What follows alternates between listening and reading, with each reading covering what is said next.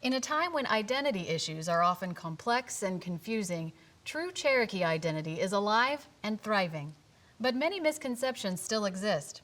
In this story, we hear firsthand from some of our citizens, and we hope you walk away with a deeper understanding and respect for our nation. Being Cherokee is not about yourself, but about serving the people. It's a term we often call gadugi, which means we serve the greater good rather than the self. And so everything we do as a nation, everything the businesses does as well, serves the greater good of benefiting the nation as a whole.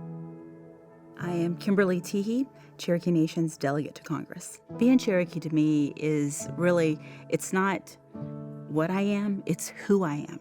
You know, I'm blessed to have been raised in a Cherokee family filled with Cherokee traditions. Growing up around Cherokee language, around Cherokee churches, around Cherokee stomp dances, around Cherokee medicine, spirituality, knowing who I am as a Wolf Clan member.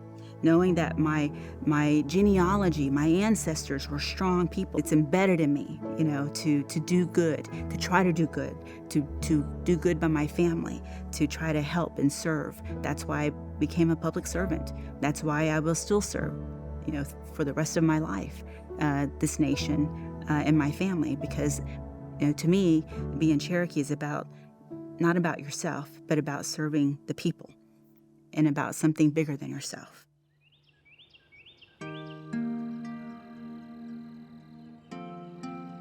I was talking to a woman the other day. I was in an interview with her, and I told her that I was really a traditional Cherokee. And she says, really, what's that mean? And I said, well, I've never identified myself as anything else. You know, the first language I heard as a child was Cherokee.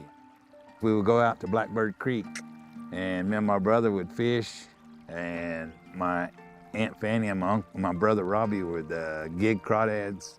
My mom would gather wild onions, and my grandma really liked watercress. We would go home. That would be our meal for the evening. The thing about Cherokees is we take pride in the fact that, you know, we are good people. I'm Danny McCarter. I'm a Cherokee National Treasurer for the Blowguns and Darts. I think traditions are really important. I've never forgotten the things that I've been taught. We've always had the ceremonial stomp dance. That's the thing we've always practiced. Stories go along with the ceremonial stomp dance, you know, about the creation of the Cherokee people. The ceremonial stomp dance has really always been the way that we practiced our religion. Well, everybody is always proud of their clan. I mean, but they all have their own characteristics. My grandma from my father's side was part of the Blue Clan, and she was a pretty good doctor. I mean, she doctored a lot of people and things. But my grandpa, he was from the Long-Haired Clan. And, you know, Long-Haired Clan, they say that's, you know, like the stranger clan. If you didn't have a clan, that was a clan you were adopted in. But also, they were peaceful people, gentle people. And my grandpa really was. I mean, he embodied that part of it. If you're ever around Cherokees and they're sitting there talking Cherokee, they're always laughing, always having you know, they'll say something and just laugh. I think it's really just the way that we are. That's why I love the Cherokee language. I associate it with good people and good times. You know, my mom, my grandma, my aunt, you know, they're talking and laughing.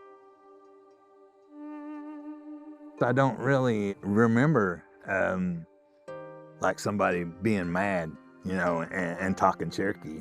I always just remember, you know, people just talking and laughing. And so I'd say the Cherokees in general are a happy people.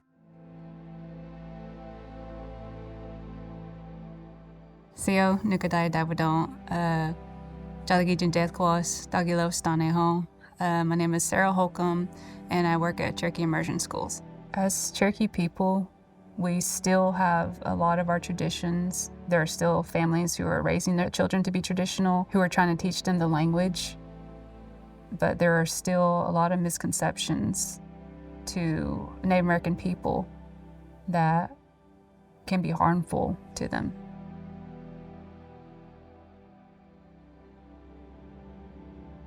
When you watch on TV or something about, you know, a Western, it's like they're killing all the Indians, and it's like, oh, they get rid of them all. I think a lot of Native Americans are romanticized, or even like their stories are romanticized. I mean, people thinking like you can do some type of like put your ear to the road and know people are, if someone's coming or something. It's more like, I guess they think we're some type of magical beings. I just want to be perceived as a human, not a thing. I've never been crazy about the idea of people using Native Americans as mascots. Mascots dehumanize Indigenous people. I do not think that Native mascots accurately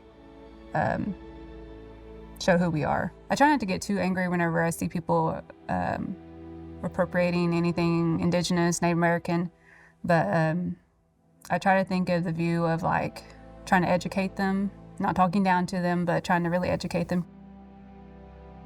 It's about respect, especially whenever someone or a group of people is telling you like that belongs to us, and they're telling you that it either bothers them or hurts them in any way. That's respect. Like, just listen to the people that it belongs to, and I mean, take that in consideration, really. I don't appreciate someone who don't understand where we came from and our traditions to try to tell stories about us. And if you have questions, just come to those people.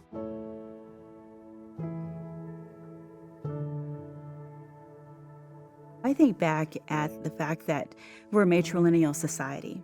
We come from strong women. You know, I'm also a Wolf Clan. The Wolf Clan were historically our strong leaders. You know, I often get told I'm a bossy person, you know, and I'm a strong woman. I know that. I know that because my mother raised me to be that. You know, my grandmother raised me to be that. And my mentor, Woman Man Killer, raised me to be that as well, as she mentored me through my path toward a professional career, but always with an eye toward the communities. That's Gadugi, that's community. That trickles its way into how we interface with our community, how we protect our community, how we protect our language. We have the chief of the Cherokee Nation who has made preserving and protecting the Cherokee language a priority. We have about 14 programs within the language department. The chief of the Cherokee Nation and the council of the Cherokee Nation made it a priority to invest in not only continuing those efforts, but to put all of those programs under one roof, so that we have a facility now called the Durban Feeling Language Center, where all of our language programs can interplay, where our teachers can go, where our translators can go to continue that work. We have a pretty massive health complex right here in Tahlequah, Oklahoma, and I think that is something that gets right back to the heart of who we are as a people and community, which is, you know, protecting the health and well-being of our citizens. We have Morgan Rodman, who's from Locust Grove, Oklahoma, who is currently the executive director of the White House Domestic Policy Council. And then we have, you know, Brad Carson, who is the first Native American to be the president of the University of Tulsa, who's also a former member of Congress. You know, so we have Cherokees who are doing great things in this country. We have the Cherokee medicine keepers who are typically our first language speakers, who keep the culture and tradition and know the connection that we feel toward the land and natural resources and the elements. We also have national treasures at Cherokee Nation who are known to have significantly contributed to the arts and to the culture as well.